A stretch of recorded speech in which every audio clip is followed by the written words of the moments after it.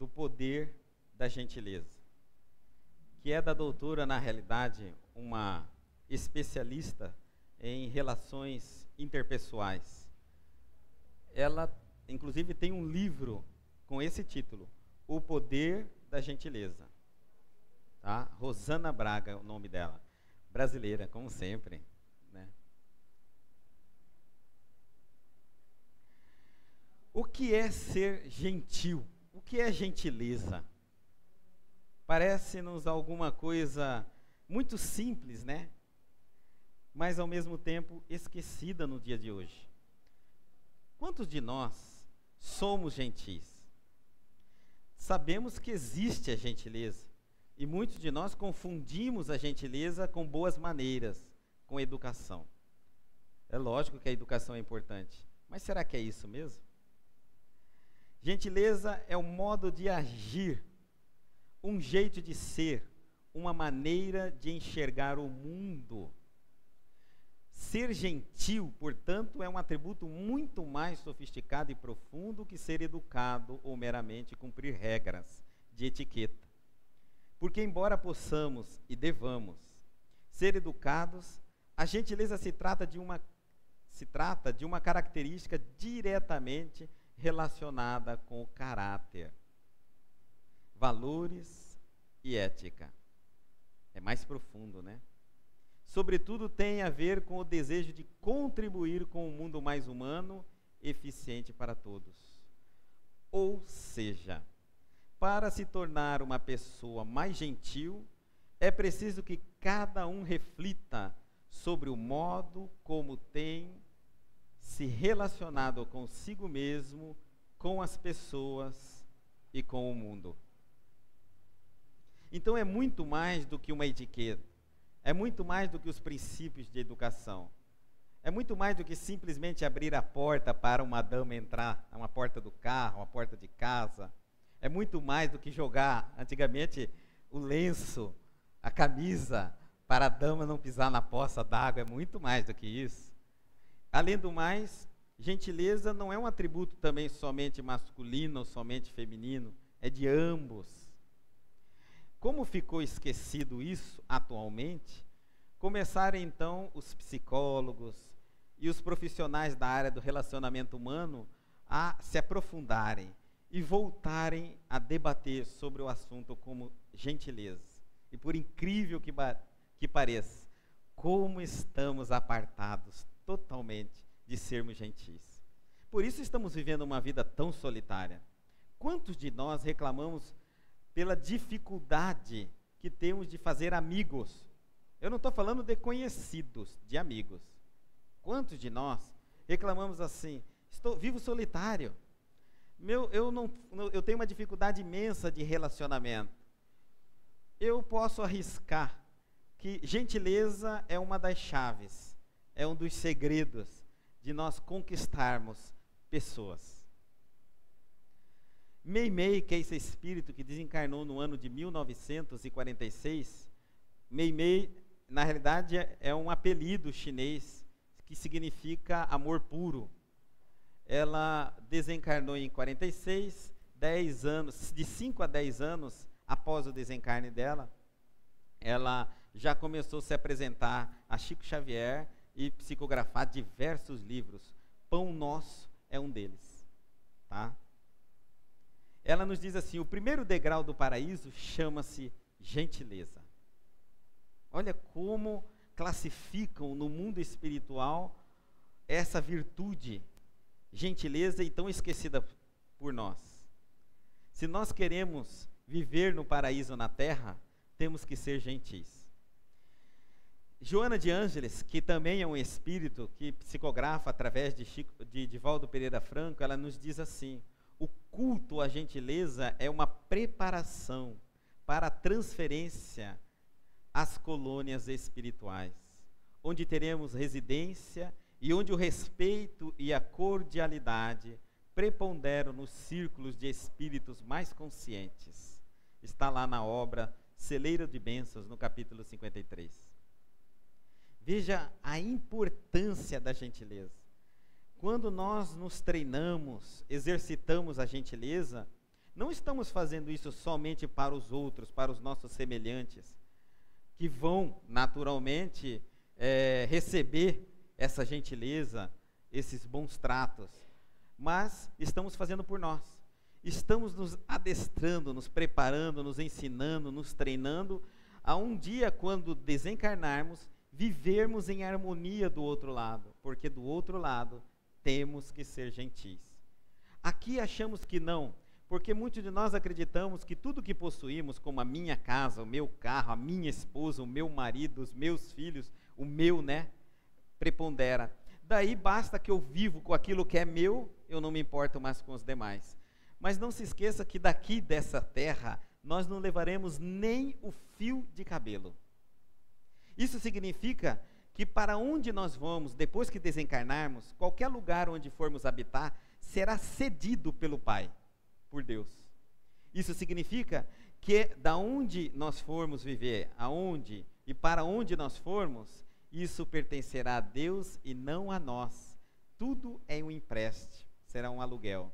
Daí eu nunca mais vou poder utilizar a palavra meu, minha. Veja. E para que eu conviva numa casa, vocês já pensaram, já tentaram perceber, porque a gente acostuma, vivendo geralmente na nossa propriedade, e quando alguém assusta, eu me lembro muito bem, interrompendo um pouquinho, conversando com uma senhora, eu disse para ela, nós temos que nos preparar para morrer, porque a partir do momento que nós morrermos, eu não vou ter um quarto só para mim. Ela assustou, me olhou assim, vocês já pensaram que vocês nunca mais vão dormir depois que morrer num quarto só seus, a não ser que vocês ficam internados no hospital aqui do SESB, ou em qualquer outra colônia espiritual. Mas se vocês estiverem vivendo em algum local, é tudo coletivo. Tudo coletivo. Porque nada mais é teu. O que você vai comprar? Tudo é de Deus e é emprestado, cedido aos espíritos para viverem em coletividade. Daí, se eu não for gentil, eu não consigo conviver com os meus semelhantes. Então, uma questão agora de adaptação, de educação, preparando-nos cada dia mais a sermos mais gentis com as pessoas. Por que esquecemos de ser gentis? Se é tão necessário assim. Eu diria a rotina. A rotina, o nosso dia a dia está nos esfriando, está nos matando. Nos tornamos automatizados.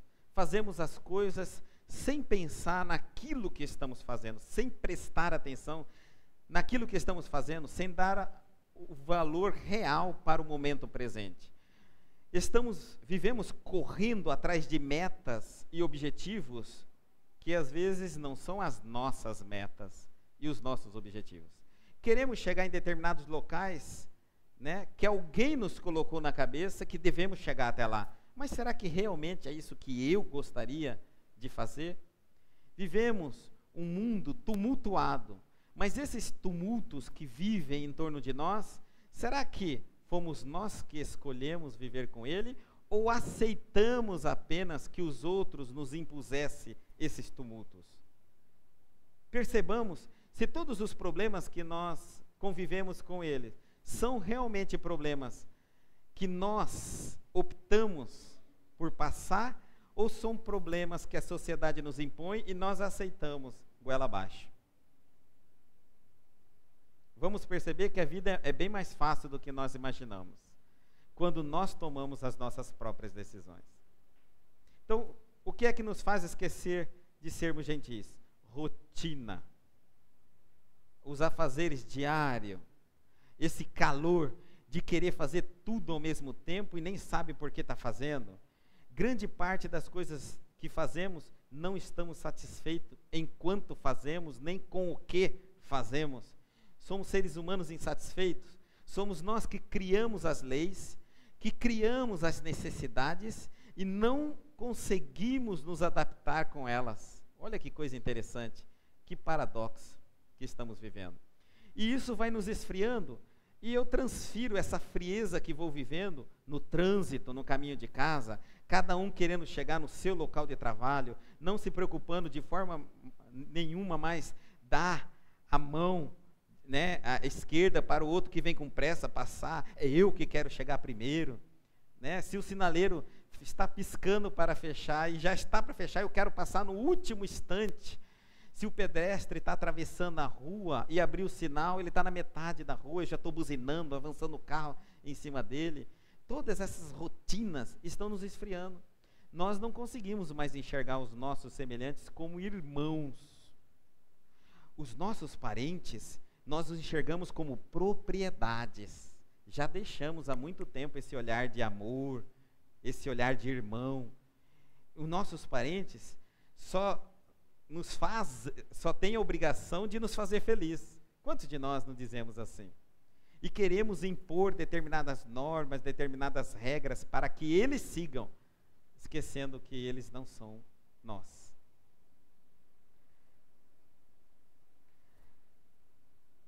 Muitos devem pensar assim: como é ser gentil? Então, se eu for uma pessoa gentil, eu não posso dizer não. Será que é isso mesmo? De forma nenhuma. Toda pessoa que diz não é segura de si mesma. Aliás, não é uma identidade particular da segurança que cada um de nós trazemos. Essa ideia de eu dizer sim a todo tempo, e eu coloco uma comparação aqui às vaquinhas de presépios, que ficam falando sim para tudo, essas pessoas, na realidade, elas são inseguras e tentam criar uma imagem de autopiedade, de coitadinhas diante da vida.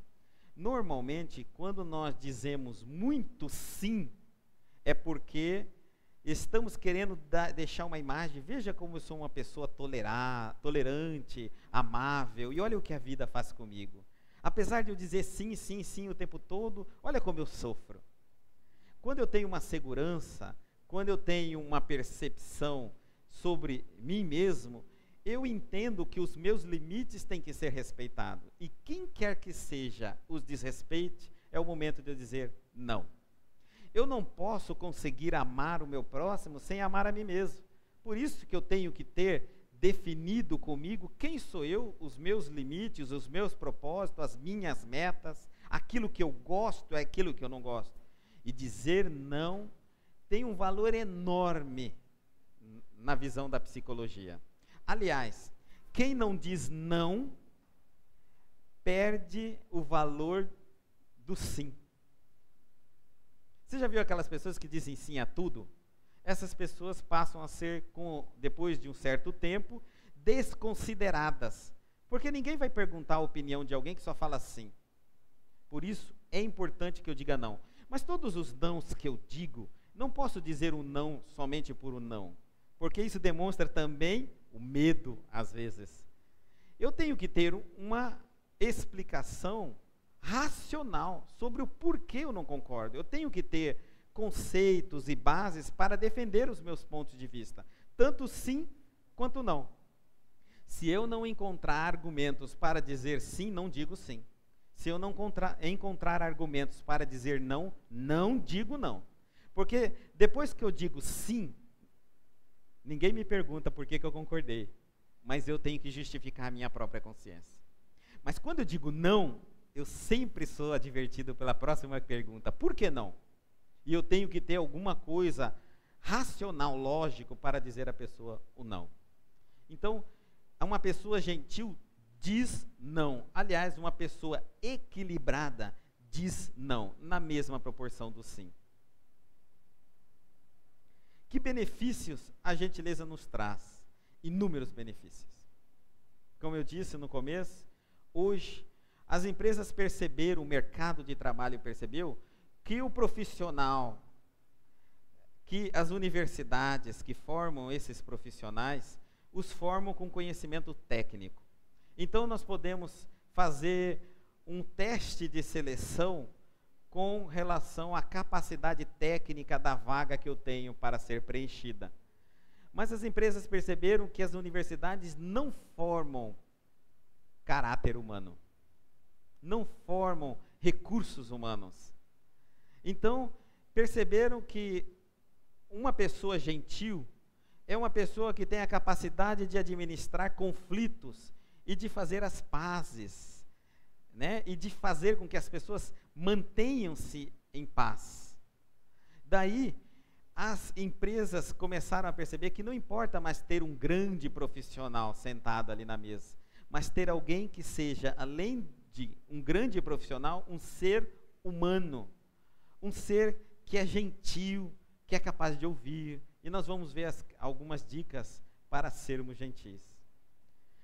Sem falar que também minimiza conflitos na família, conflitos nos nossos relacionamentos, conflitos profissionais, resolve grande parte das dificuldades que existem numa negociação financeira, enfim. Se nós formos avaliar a gentileza, ela tem um poder enorme, ela tem um poder transformador, porque ela sai do âmbito apenas das normas da educação para ser parte do nosso caráter, da nossa proposta de vida, da nossa meta. Eu quero ou eu não quero um mundo melhor. A pessoa gentil é aquela que pensa, eu sou parte do mundo, e se eu não me tornar melhor, o mundo nunca se tornará.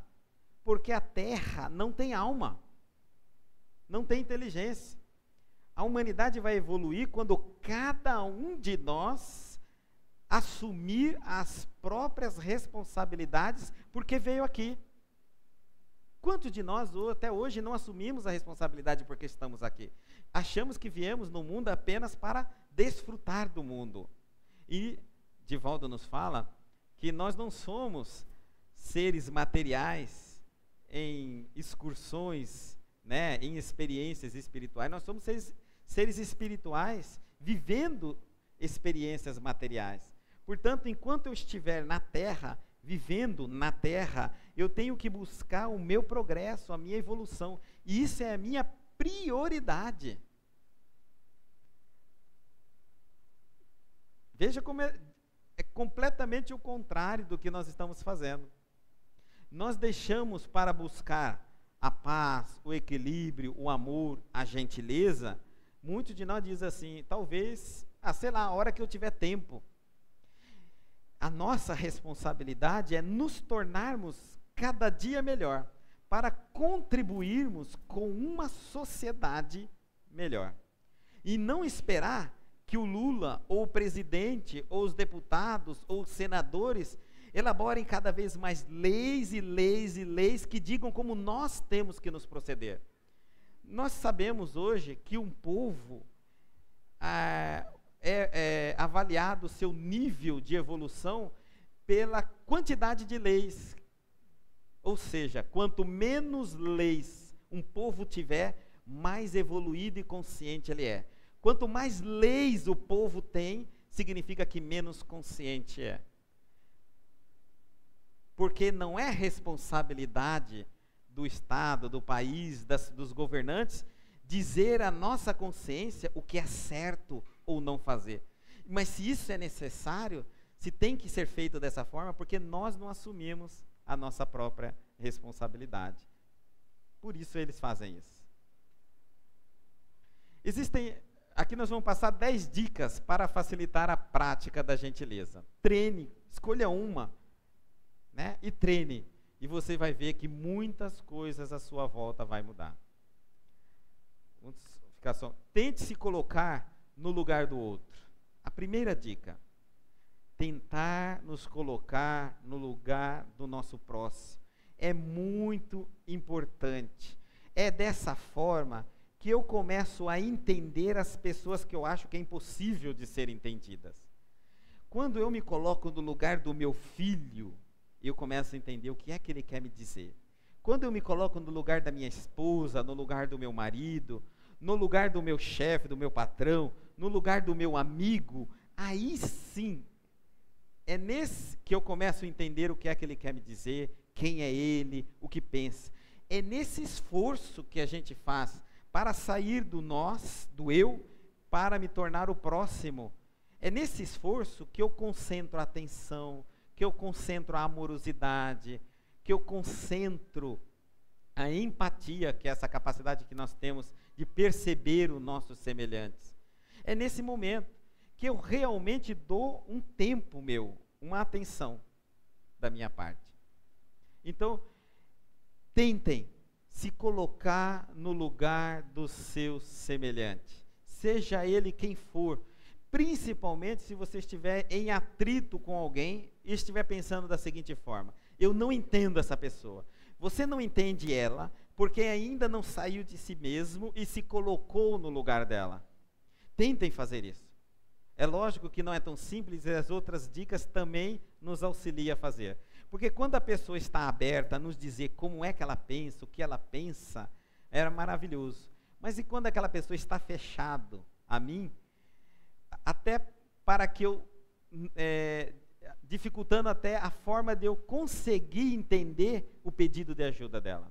Porque vocês sabiam, mas existe. Há pessoas que querem ajuda, mas não querem pedir. O orgulho é tão grande que não se abrem. É como se elas quisessem dizer assim: você me ajudou porque quis, mas eu não pedi, eu não me lembro de ter pedido. Porque quando nós temos o orgulho, nós não queremos nos aceitar na condição de necessitados. Então, só que as dificuldades batem na porta até do orgulhoso. E como é que ele pede ajuda? Ele pede ajuda se aproximando, às vezes gritando, ofendendo, perseguindo, brigando, debochando. Ele tenta todas as formas, mas ele não usa do recurso do pedido.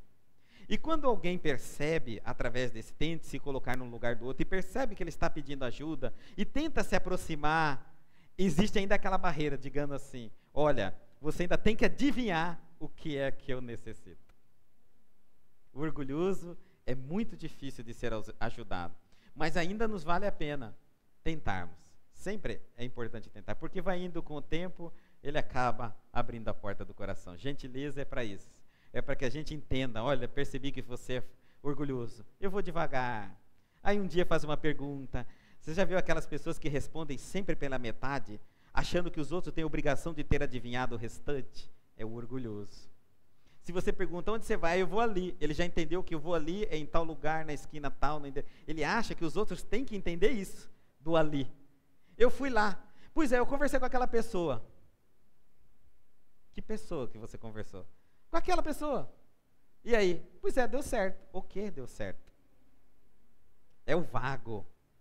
É o não querer entrar no detalhe. É o orgulho excessivo, né? É um orgulho excessivo. Aprenda a escutar. Gurdjieff, que é esse filósofo russo que desencarnou em 49, no século passado, ele nos fala, essa é uma das regras, das 20 regras de Gurdjieff, e ele nos fala sobre aprender a escutar. Pensemos assim: é necessário o diálogo entre os seres humanos. Não há como fugir disso. Eu jamais vou conseguir resolver um problema apenas com o meu ângulo de vista. Toda situação existe uma zona de conflito, uma área de conflito. Essa área, ela só será resolvida quando sentarmos e começarmos a expor os nossos pontos de vistas. Nós precisamos disso. Muitos de nós fugimos do diálogo. Não, eu não quero dialogar. Como é que as pessoas vão nos entender? A gentileza nos fala que o diálogo não é para briga, não é para confrontos, mas é para falarmos o que estamos pensando e o que estamos sentindo. E que os outros, entendendo o que estamos pensando e o que estamos sentindo, exponham também a sua visão sobre o mesmo assunto. Daí, quando conversamos, não é para que eu obedeça uma ordem ou dê uma ordem para que alguém obedeça. Isso não é diálogo, se assim for. Quando dialogamos, estamos compartilhando ideias, abrindo-nos, nos expondo ao nosso semelhante, ao pai, à mãe, ao filho, ao irmão, à irmã, ao marido, à esposa. É dessa forma que vamos resolver os conflitos.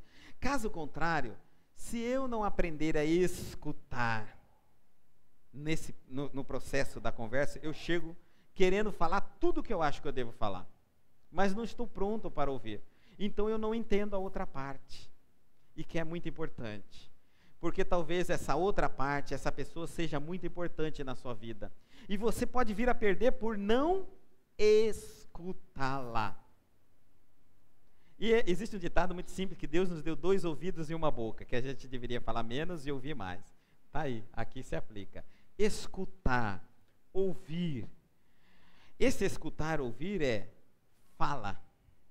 E tentemos compreender o que aquela pessoa está dizendo. Não é um momento de briga e nem discussão, mas é um momento sagrado. Se alguém se dispôs a abrir o seu coração a você, ouça, porque é algo muito importante ali. Ele é um filho de Deus. E no universo, ninguém no universo é igual àquela pessoa. Todos nós somos únicos e insubstituíveis no universo. Nas leis humanas, o cemitério está cheio de insubstituíveis. Mas quando você passar a escutar as pessoas, não se esqueça, evite se envolver na ansiedade e tensão alheias. É muito importante isso. Eu estou servindo de ouvido, eu estou emprestando o meu ombro para que alguém fale, para que alguém se abra, para que alguém diga o que está afligindo a si mesmo. Quando essa pessoa fizer isso, eu não posso tomar os problemas dela como meu. A cruz é dela e você está auxiliando. Eu não consigo. Depois que veio uma pessoa e me contou isso, eu passei o dia inteiro pensando nisso. Cheguei em casa, eu estava nervoso e acabei brigando com a minha esposa. Nós não podemos levar problemas de fora para dentro do nosso lar. Em especial, problemas que aqui estão falando dos nossos amigos, daqueles que nos procuram, daqueles que nós auxiliamos. Há pessoas que se impressionam com muita facilidade. E se você é uma dessas, tem que ser sincera consigo próprio. Então, prepare-se para auxiliar, não vá auxiliando. Há pessoas que só de entrar num asilo de idosos e ver aquela forma que os idosos são tratados, voltam para casa e ficam 1 semana, 2 semanas sentindo tristeza por aqueles idosos que ali estão. Se entrar num local onde tem pessoas doentes, ficam quase que em depressão. Essas pessoas nós chamamos de impressionáveis. Devem evitar esse tipo de trabalho. Essas mesmas pessoas, quando conversam com os seus amigos e ouvem problemas que se afinam com esse problema, transportam esse problema da pessoa para si mesmo. Absorve o problema e passa então a viver durante um longo período preocupado com aquela pessoa que ele estava auxiliando. Essa preocupação ultrapassa os limites naturais, porque ele interfere na sua rotina diária. Prestem bem atenção se você não é uma pessoa influenciável. E talvez, se você ainda não percebeu, e começar a perceber a partir de agora, então o segundo ponto que você deve observar: grande parte dos seus problemas, das suas tristezas, das suas frustrações não são suas, é que alguém te contou e ficou com você. E você incorporou na sua vida. Você já viram aquelas pessoas que dizem assim, vem duas amigas conversando, uma diz assim, meu marido está me traindo. Mas como está te traindo? Conta para outra, a outra já chega em casa achando que o dela também está. Impressionou. Isso existe, mais do que a gente imagina, existe. E às vezes quando uma começa a contar para a outra e vai contando, a outra já vai pensar, mas o meu também, eu vou voltar hoje. E às vezes não tem nada a ver uma coisa com a outra. Pratique a arte da paciência. Se você quer ser uma pessoa gentil, seja paciente. É difícil? Não. A paciência faz bem para você. Tenta ser paciente para você ver. Faz um bem danado para a tua alma. Evitar discussões, evitar poluição de pensamento. É fantástico. Evitar emoções maléficas, tá? Pesarosas, destrutivas, negativas. Então, controle seus impulsos. Lembre-se, você pode medir a grandeza de uma pessoa por aquilo que a irrita. Vocês percebem que as pessoas saudáveis, mentalmente equilibradas, né? Elas têm uma dificuldade de se irritar? E não é que não tem problemas na vida, não. Elas têm problema na vida, mas não se irritam com facilidade. Porque à medida que nós evoluímos, aprendemos, nós começamos a enxergar o mundo numa nova dimensão, num novo prisma, numa nova visão. E daí então o que acontece? Todos aqueles problemas que nos irritavam, deixam de nos irritar. Não é que eles deixam de acontecer e de surgir à nossa volta, mas simplesmente não mais nos incomoda. Porque o problema depende da forma como eu o encaro. Se eu estiver disposto a ser gentil, e se eu estiver disposto a ser uma pessoa otimista, eu posso desenvolver a paciência. Percebendo realmente, analisando logicamente e claramente, se aquilo que está me acontecendo realmente é motivo de perturbação. Primeiro, eu posso me utilizar e devo utilizar da minha razão, da minha inteligência, da minha lógica. É por isso que o Dr. Daniel Goleman, que eu sempre cito ele, na inteligência emocional, nos fala, alertando, não deixe as emoções tomarem conta de nós. Nós não somos seres somente emoções, nós somos também seres racionais. Então, quando surgir uma emoção, uma irritabilidade, alguma coisa que me faça perder paciência com alguém, calma e analise por que você está perdendo a paciência. Não é a pessoa que te faz perder a paciência. Não é o que ela faz que te faz perder a paciência. É o que aquilo ali simboliza dentro de você é que está te fazendo perder a paciência. É completamente ao contrário. Eu preciso entender que pessoas não me desequilibram, mas o que essas pessoas representam para mim é que me desequilibram. Eu preciso entender que não são as coisas que as pessoas fazem ou o que acontece no mundo que me desequilibra, mas como eu enxergo e a ligação que eu tenho profunda com o simbolismo dessas coisas. Daí quando eu começo a fazer essas perguntas, por que estou desequilibrado? Por quê? Por quê? Eu faço muitos porquês e tento respondê-lo até encontrar a origem da minha falta de paciência.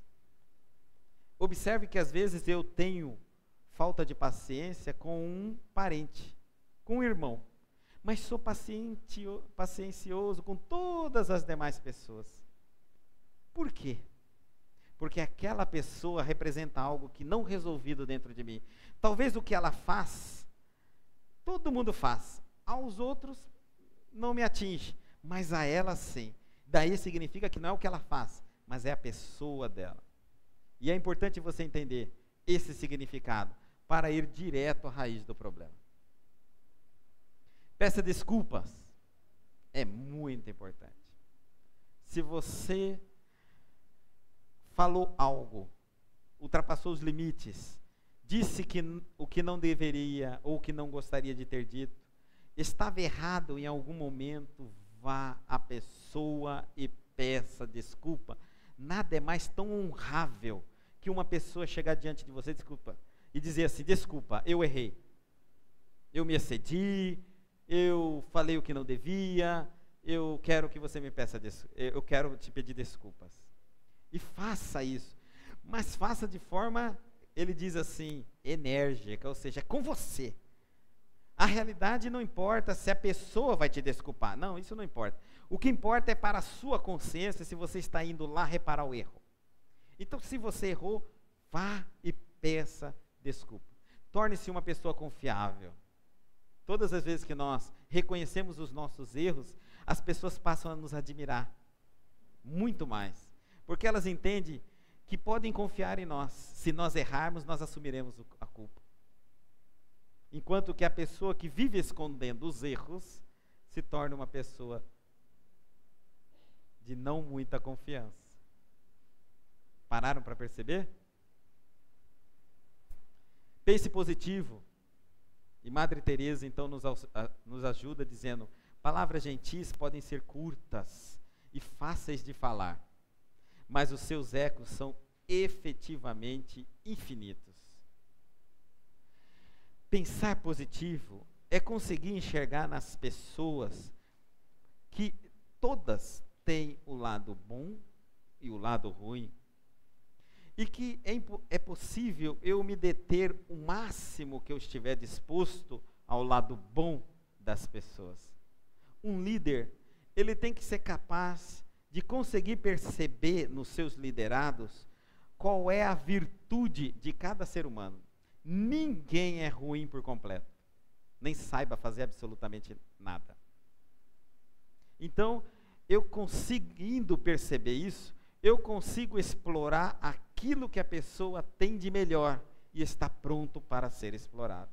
Explorar não significa bem a palavra de exploração, de retirar, né, de utilizarmos dessa pessoa, mas saber sim, dar a ela confiança suficiente para que ela reconheça aquele potencial e você conseguindo fazer com que a pessoa que obtém aquele potencial, detém aquele potencial, possa exercer uma tarefa compatível com a sua habilidade. É dessa forma que é a exploração. Então, eu consigo, quando eu percebo nas pessoas o lado bom delas, e todas, sem exceção, têm um lado bom. Todas. Por mais que você tente falar, não, essa pessoa, Guto, eu quero ver o que você pode me dizer que sirva dela. Tem algo de bom. Nós temos que ser positivos. Para ser gentil, eu tenho que ser positivo. Porque se eu for uma pessoa negativa, eu deixo de acreditar no ser humano, no meu semelhante. E como é que eu vou ser gentil se eu não acredito no meu semelhante? Eu estou dizendo que sou frio. Respeite as pessoas. Isso é muito importante. Seja receptivo às ideias e desejos das pessoas. Por mais que as pessoas discordem com você, às vezes elas estão, na realidade, defendendo o mesmo ponto. Elas querem o mesmo objetivo. Só não estão concordando com a tua forma. Não é porque alguém discorda de você, ela é teu inimigo. Ela só pensa diferente de você. E observe a natureza, a quantidade de cores, de forma. E é isso que faz a natureza ser belíssima. Nós, seres humanos, somos diferentes mesmo um dos outros. Eu sei que muitos de nós pensamos assim, eu não vejo a hora de encontrar uma pessoa igual a mim. Eu falo, horrível. Você já imaginou alguém igualzinho a você? Olha que você olha para você e fala, que céu, a pessoa diz, é lindo. Você já viu aquela estrela na lado esquerda que brilha mais? Não tem nada de novidade para você falar para uma pessoa que pensa igual a você. Tenta andar com um espelho. O que você pode contar a você mesmo que você mesmo não saiba? As pessoas são diferentes umas das outras, e quanto mais diferente, melhor. Não é não. É sim.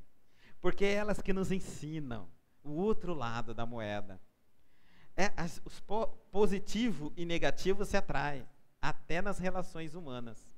Positivo e positivo se repelem. Então não adianta essa história que, não está dando certo a minha relação porque nós somos diferentes. Quando fala que são diferentes, eu falo, é isso mesmo.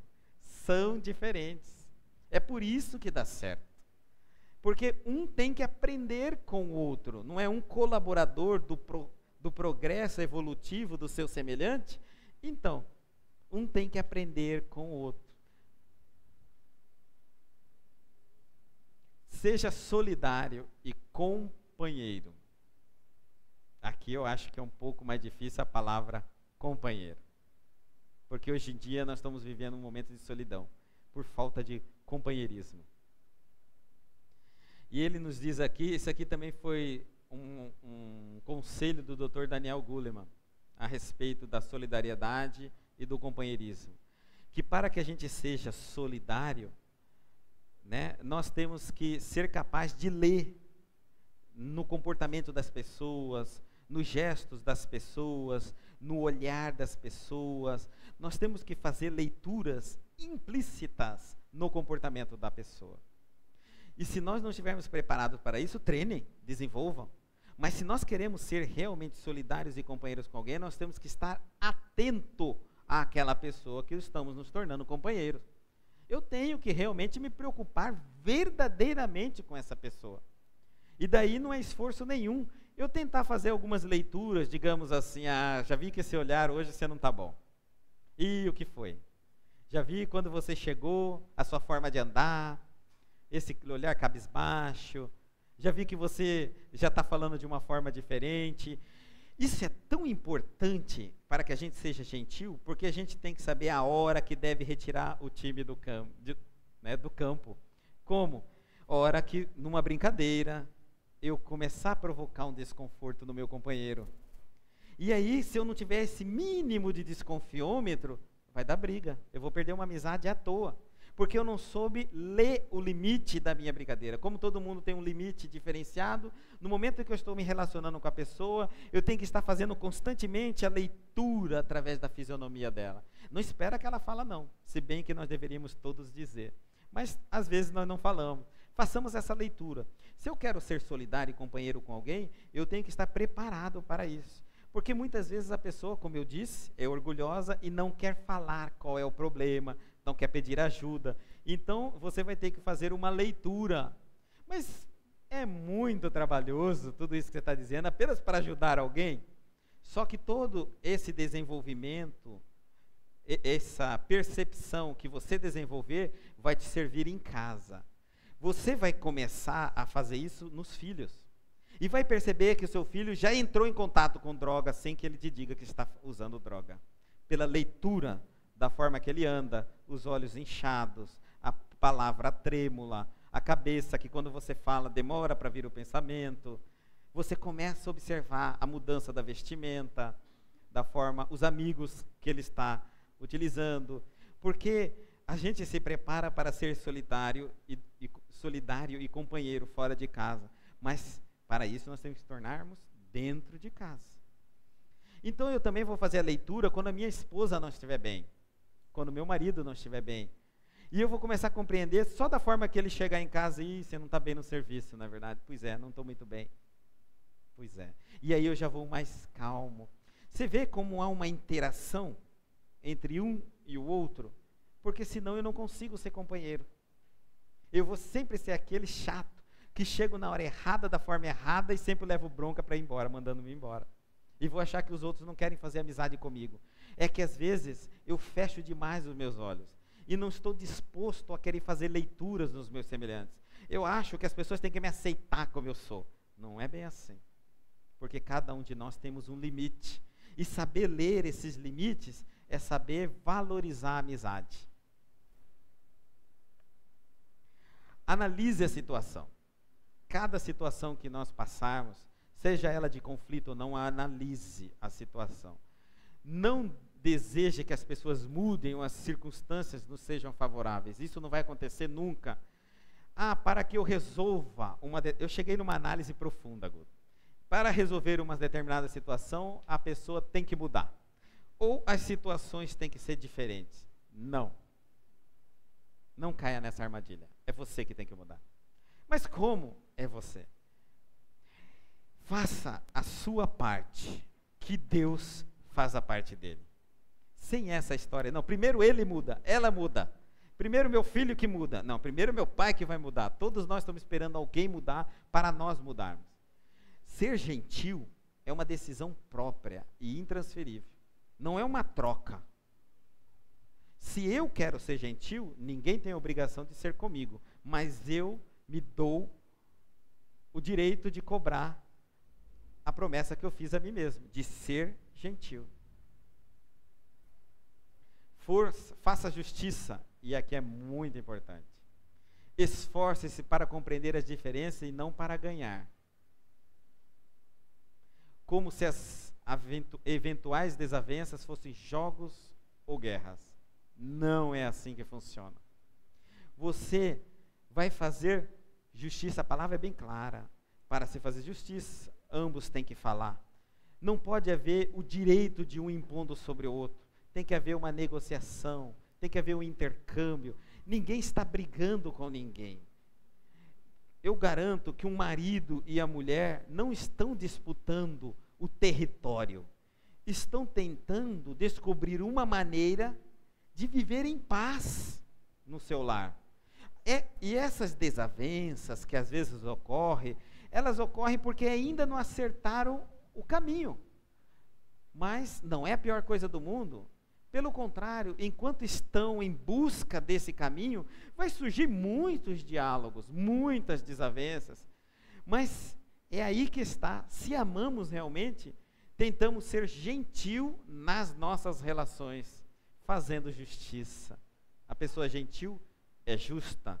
Se ela está em pé no ônibus e chega uma senhora de idade, se ele está sentado no ônibus e chega uma senhora de idade, ele levanta. Porque pela lei da justiça, ele tem mais força de ficar em pé e vai deixar um idoso sentar, uma mulher grávida que está suportando um peso de uma criança. Tenta carregar uma criança, mesmo recém-nascida, 24 horas por dia. Tentem fazer isso. Não é fácil. Então, esse é o mínimo do senso de justiça, né? Dá direito aos locais que sejam privativos dos deficientes físicos, dos idosos, reservado para eles. É a gentileza. Perceber quando alguém está acumulado de carregar as coisas e pedir se pode ou não auxiliar. É uma questão de justiça.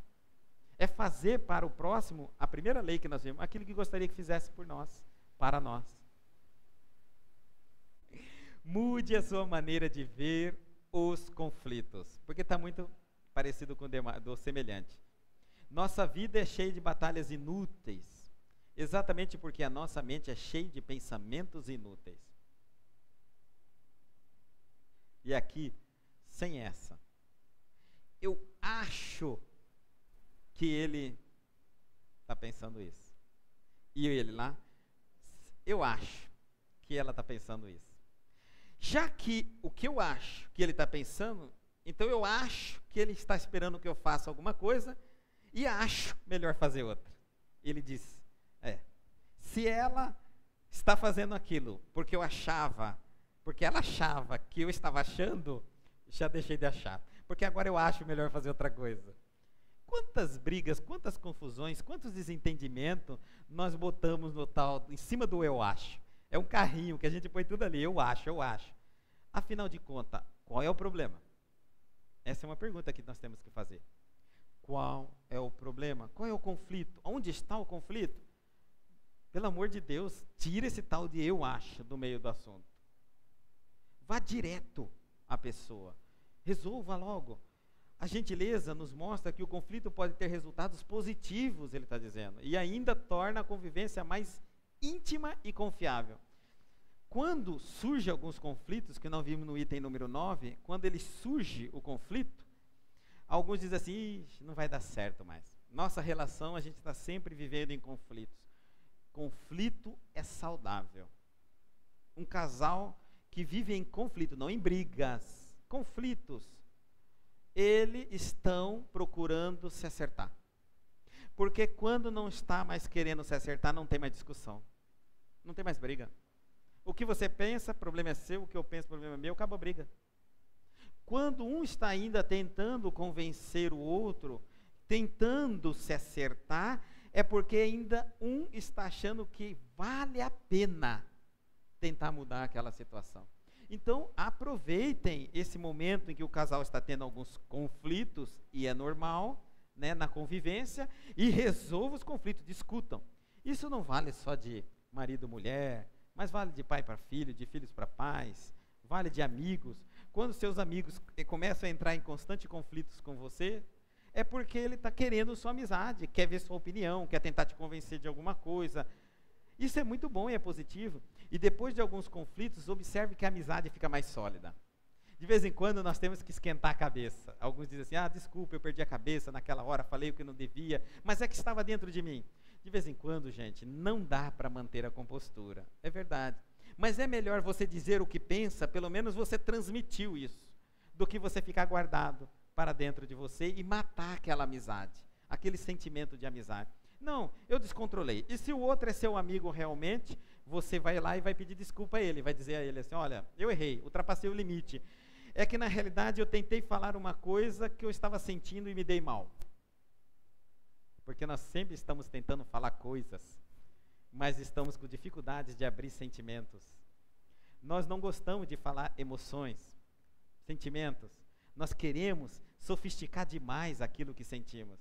Como é simples falar para uma pessoa, eu te amo, pelo amor de Deus. Não, deixa eu ver, eu gosto, quer dizer, não sei, você me faz bem, eu te amo, ou não ama, eu gosto, ou não gosto, estou com raiva, me chateei agora. Fala o que sente, e não tenta colocar muitas voltas, muitas palavras, porque no momento em que você estiver perturbado e desequilibrado, essas palavras não vêm com muito amabilidade, com muita técnica, e você acaba falando mais do que o que sente. Já repararam isso? Que nós, no momento de desequilíbrio, falamos muito mais do que sentimos, e esse muito mais é o que nós queremos pedir desculpa depois e nos arrependemos. Por que não nos detemos apenas em dizer aquilo que estamos sentindo? Estou chateado agora, fiquei com raiva, vou parar de falar. Não, estou com raiva e pronto. Deixa passar minha raiva. Todos nós temos momentos de raiva e de desequilíbrio. Mas abramos o nosso coração. Falemos a verdade. A gentileza, ela vê o momento, o ponto de conflito, como grandes oportunidades de reforço das amizades. Não gostei, olha, está acontecendo uma coisa assim, eu não estou gostando. Fale. E finalmente, na obra Alvorada Cristã, Chico Xavier psicografa pelo espírito Ney Lúcio, o exemplo é mais vigoroso que a argumentação. A gentileza está revestida em toda parte de glorioso poder. Dá essa impressão que a doutora Rosana Braga pegou o glorioso poder e transformou o poder da gentileza. Porque, na realidade, esse livro foi psicografado em 1957. Bem, muito tempo antes.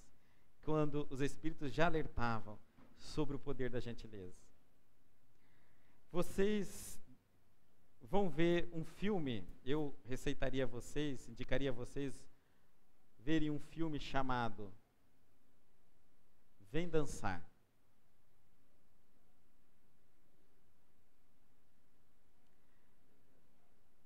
Vem Dançar.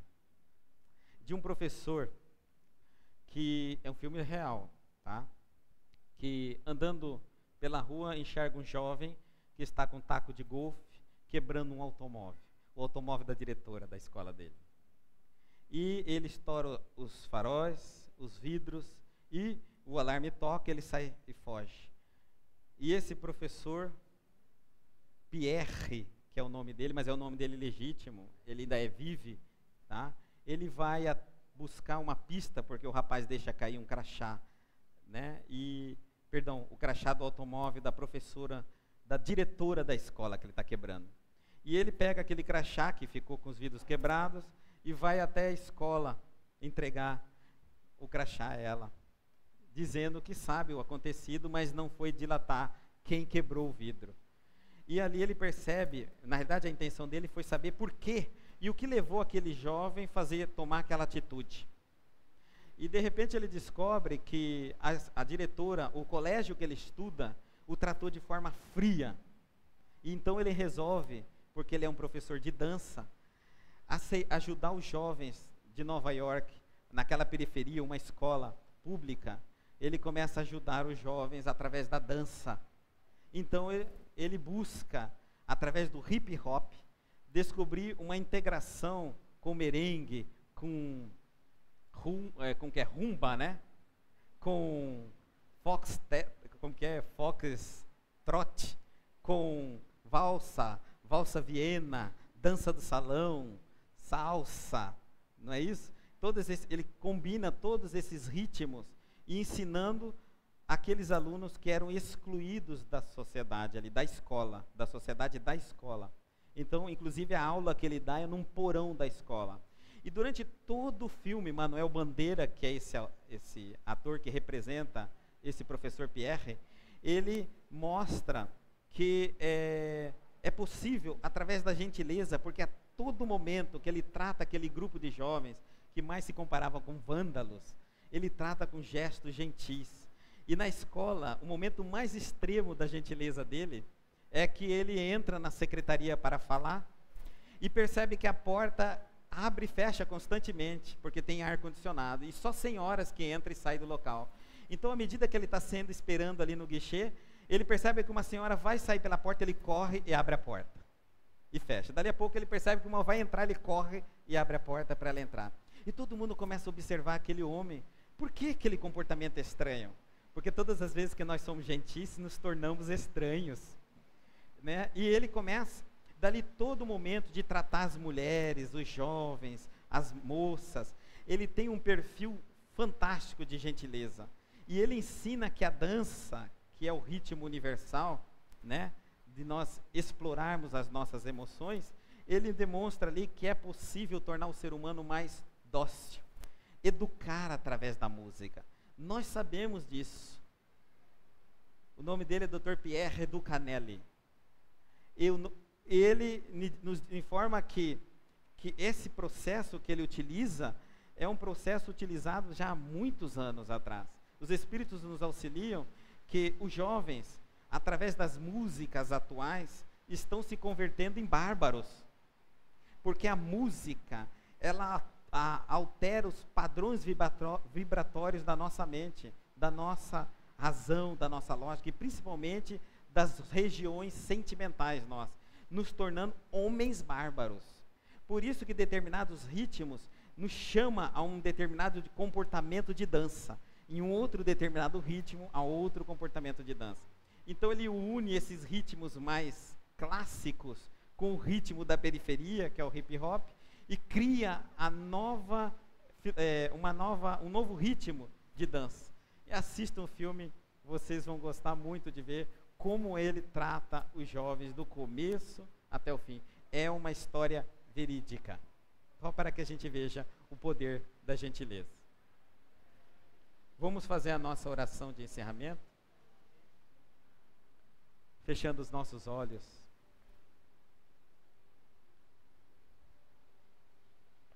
Altíssimo Pai eterno, eterno em poder, eterno em justiça, eterno em bondade, memorável mestre, amigo e irmão de todos os instantes de nossas vidas, Jesus.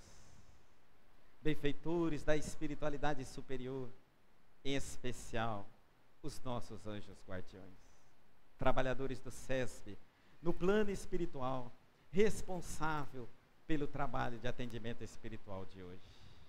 Senhor, deixamos os nossos lares e os nossos afazeres terrenos, e hoje aqui reunidos, sob o tamborilar da chuva nos nossos telhados, podemos sentirmos o consolo que os seus ensinamentos nunca serão perdidos. Ninguém nunca reinou mais de milênios sobre a terra, e tu já reinaste mais de 2 milênios, mostrando que toda a sua teoria, que todos os seus ensinamentos morais, éticos, podem ser perfeitamente convertidos dentro de todo o conhecimento científico. Hoje, a humanidade se encontra em seu ápice para que consiga compreender que tudo que a ciência pode nos ofertar, nada mais será do que aquilo que nosso Senhor Jesus Cristo já nos ensinou. A doutrina cristã é atualizadíssima e, apesar de que com o passar do tempo, as doutrinas dogmáticas religiosas castradoras tentaram perder os conteúdos morais dos seus ensinamentos, em 1857, Allan Kardec propõe uma nova doutrina, a doutrina dos Espíritos, que vem novamente iluminar a humanidade no momento de muito conflito, no momento onde a ciência estava completamente desconsolada das propostas das religiões predominantes. É nesses instantes que Kardec dá uma nova conjuntura para podermos enxergar a religião de forma diferenciada.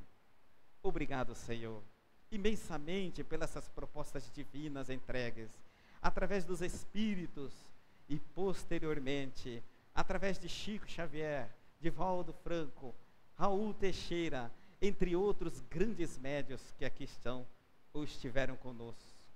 Muito obrigado, Senhor, porque essa doutrina nos mostra as luzes da religião, da ética, da moral, aquilo que a ciência pode nos afirmar com suas atuais descobertas e, sem dúvida alguma, mantendo-nos um sonho filosófico, porque podemos navegar por toda a historiografia humana, a filosofia, a paz. Só temos um objetivo, a felicidade. e que essa felicidade pode ser alcançada hoje, agora, nesses instantes, ao se adentrar neste mês, no mês de paz, no mês de reflexão, porque estamos no mês de Natal. Somos chamados constantemente pelos nossos benfeitores, no íntimo de nossas almas, a reflexões profundas do que já fizemos durante todo o transcorrer do ano, do que não fizemos ainda, e ainda temos chance de fazer até o término deste ano. Quais são os nossos futuros para o ano que vem? São essas reflexões que no mês de Natal, juntamente com as propostas do nascimento de nosso Senhor Jesus Cristo, renasce a esperança do cristão, completamente dócil, pacificado, mas munido da sua intelectualidade, do seu raciocínio e principalmente de sua consciência. Muito obrigado, Senhor, pelas oportunidades incessantes que a vida nos oferece continuamente. Obrigado pelo passado, pelo presente, muito obrigado pelo futuro. E assim seja.